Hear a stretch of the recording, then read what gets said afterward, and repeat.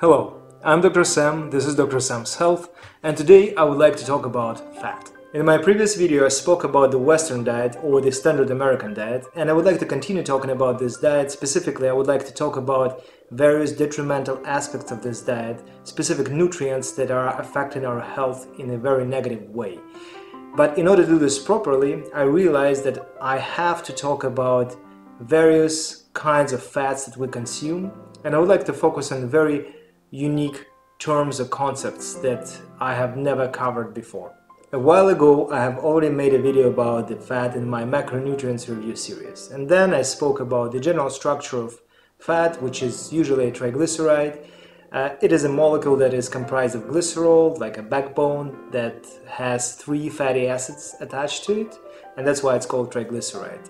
Today I would like to talk about specific fatty acids, their structure, variety, and different health effects. So let's start with the general structure of a fatty acid. Fatty acid has a carboxylic group, COOH, that is something that makes a fatty acid an acid.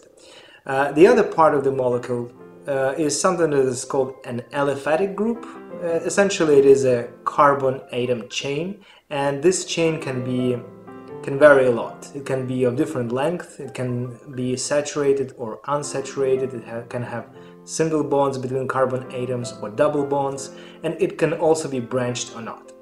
So what are these differences? First of all, as I mentioned, some of these fatty acids might have a branched chain, and it's not a very important thing for us today, at least it's not a subject of today's discussion, mainly because the branched chain fatty acids are common for bacteria. Humans usually don't have them, and the only clinically relevant aspect of branched chain fatty acids that comes to my mind is that one of our medications that we use in psychiatry, valproic acid, we use it for treatment of bipolar disorder or as a mood stabilizer. Valproic acid is a branched chain fatty acid. That's a good example. But other than that, I don't see much utility in talking about the branched chain fatty acids. I would rather focus on other aspects of fatty acid variability, specifically the length of the carbon chain and its saturation. So let's talk about the length. Fatty acids vary a lot in terms of the length of their carbon atom chain. It can be as long as up to 35 atoms. Maybe there are longer fatty acids, but in general there are quite a few of different fatty acids with different length of their carbon atom chain, and we can classify them into several categories. First of all, we got the short chain fatty acids that have between 1 and 5 carbons. These fatty acids are important because they are unique. They are being produced by gut bacteria when we are consuming fiber. So when we are consuming any kind of food that contains fiber, our body cannot do anything with this fiber, but our gut bacteria can digest this fiber into short-chain fatty acids that can be further utilized by our bodies. Of note, our bodies do not usually absorb many of these short-chain fatty acids. Instead, what happens is that the cells of the gut, the colonocytes, are using them directly. They are just taking them in and using them as an energy source. So consumption of fiber usually feeds our gut microbiome, and at the same time it feeds our colonocytes, or the cells of inner lining of our gut.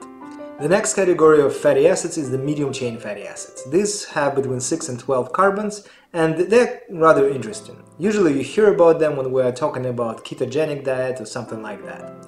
And the reason for that is that these fatty acids, they have medium length chain, and they are quite easy for our body to metabolize. When we'll be talking about the long chain fatty acids, you will see how complicated the process of their metabolism is, and it's not the case with medium chain fatty acids. Our body can directly absorb them into the bloodstream. They are being quickly distributed between different tissues, and our tissues, they pretty much decide to burn these medium chain fatty acids immediately rather than like packaging and repackaging them and storing them. So effectively, when you're consuming medium chain fatty acids, our body burns them right away, and accordingly consumption of medium chain fatty acids can kind of streamline the fat burning process. Of note, the good sources of medium chain fatty acids are milk. There is a small percentage of medium chain fatty acids there, palm kernel oil and coconut oil. And likely you have heard about coconut oil already.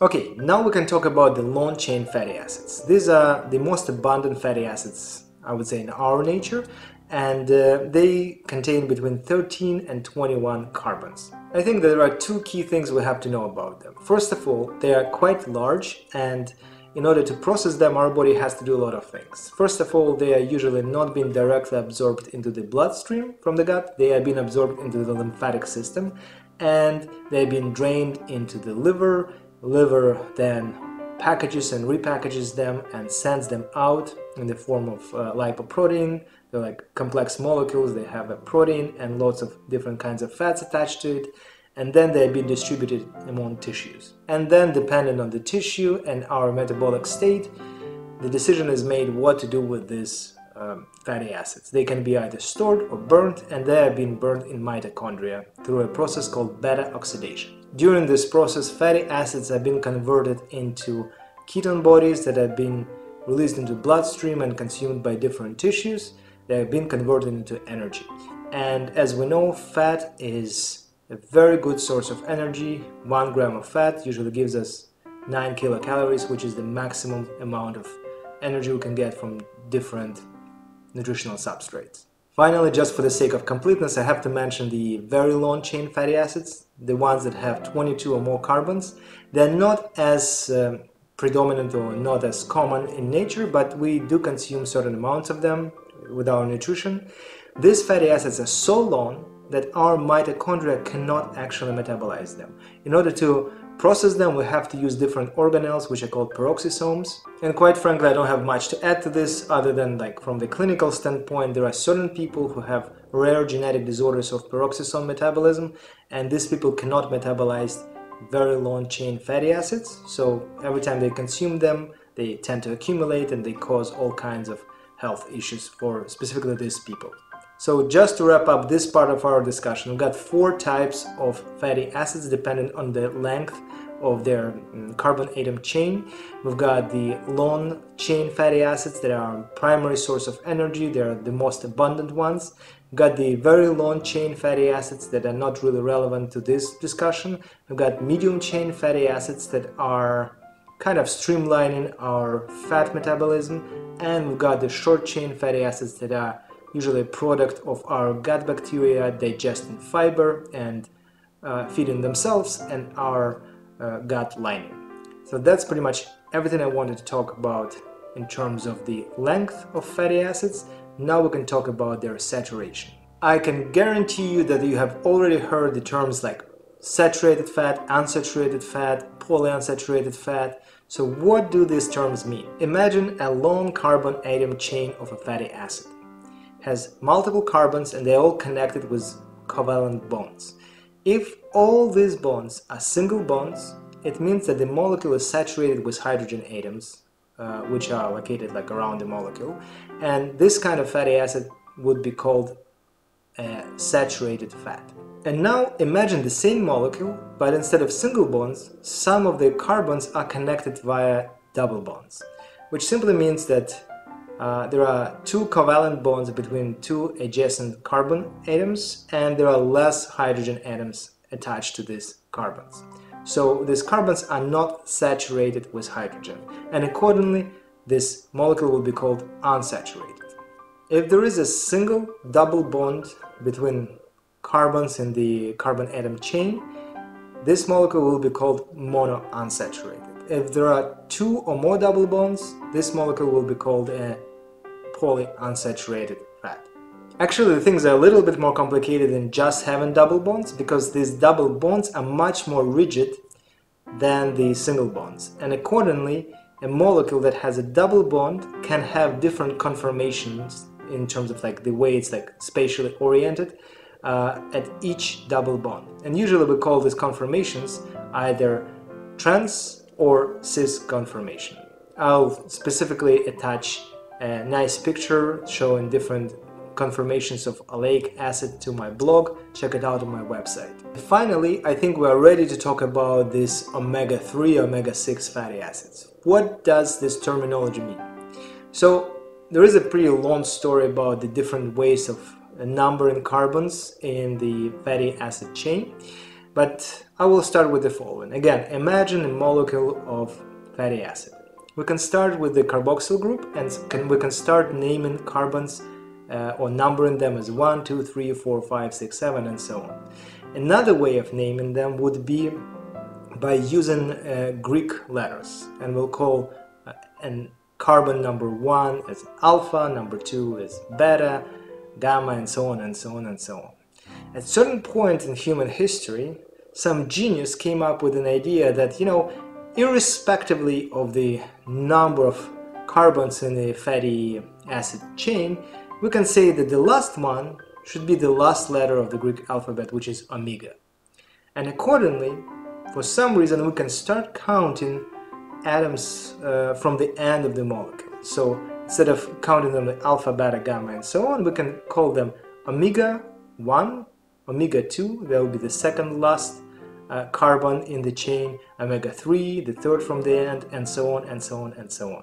And as we mentioned, these fatty acids, they might have 1 or 2 or more double bonds, but for some reason the most important one is the last one from the end, or the first one from the beginning.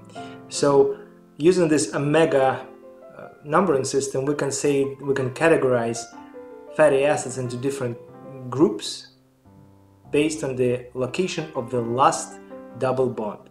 So for example, omega-3 or omega-6 fatty acids are the fatty acids that have the last double bond from the end that is attached to the third or sixth carbon from the end.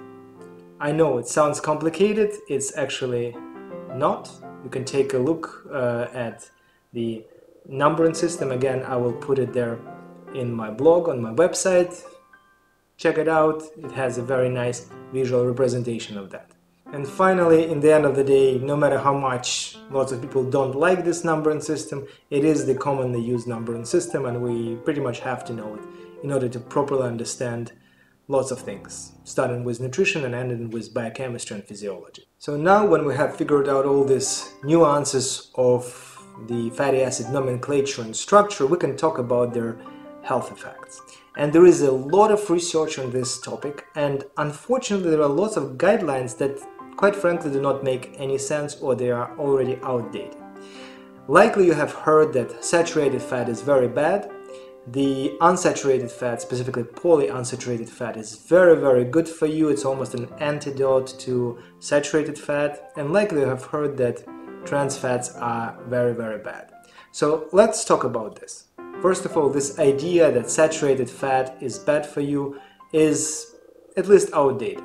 I have read quite a few research articles which involved very good epidemiological studies and actual clinical trials that were showing that there is no association between the consumption of saturated fat and cardiovascular issues. Okay, now we can move to the second idea that the polyunsaturated fat is really, really good for you, and every time we replace saturated fat in your diet with unsaturated fat, it has actually some sort of a beneficial effect.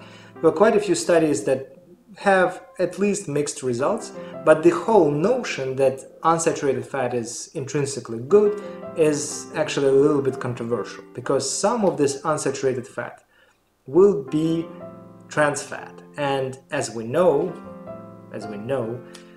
unsaturated fat or trans fat is really bad for you, which is also not true.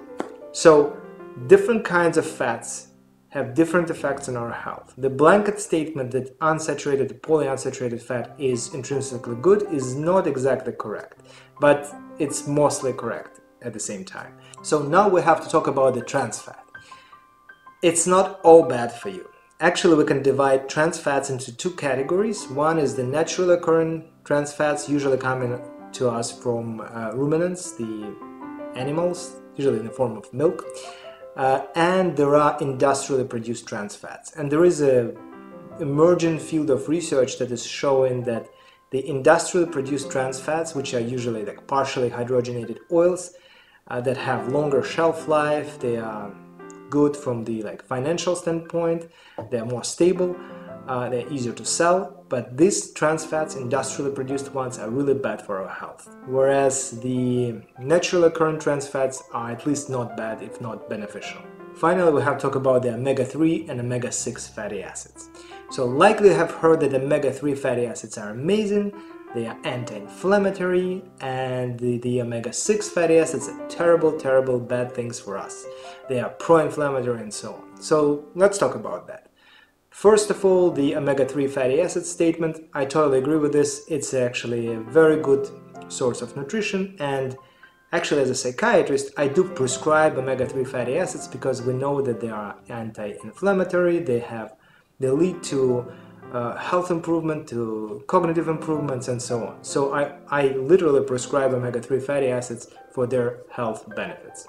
But if we turn to the omega-6 fatty acids, here is a very odd conundrum. I didn't even know why people believe that they are bad. Likely it stems from the fact that when we have inflammation, indeed our body produces certain chemicals that are either derivatives or in nature they are omega-6 fatty acids. And there are certain statements made by researchers that the increased production of omega-6 fatty acids is associated with inflammation, which is technically a correct statement, but some people misunderstand it as taken in the nutritional intake of omega-6 fatty acids can be pro-inflammatory, which could not be further from the truth. It's actually not true, and there were a number of studies showing that omega-6 fatty acids are at least not bad.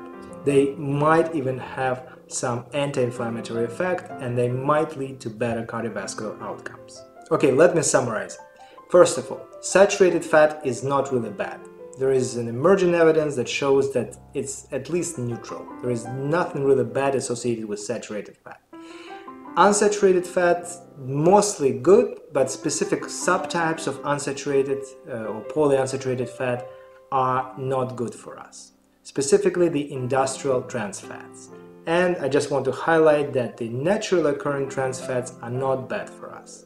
Finally, this omega-3, omega-6 conundrum. Omega-3 is a good subtype or type of fatty acids that really have lots of health benefits. Omega-6 are at least not bad for us, they are safe to consume. Well, I think that is all I want to talk about today. I know that we covered a lot of different aspects of fatty acid metabolism, their structure, their health effects, and it's a pretty large topic to talk about. Actually, it took me several weeks to prepare this video and prepare my blog. Please check it out on my website, Dr. Sam's Health.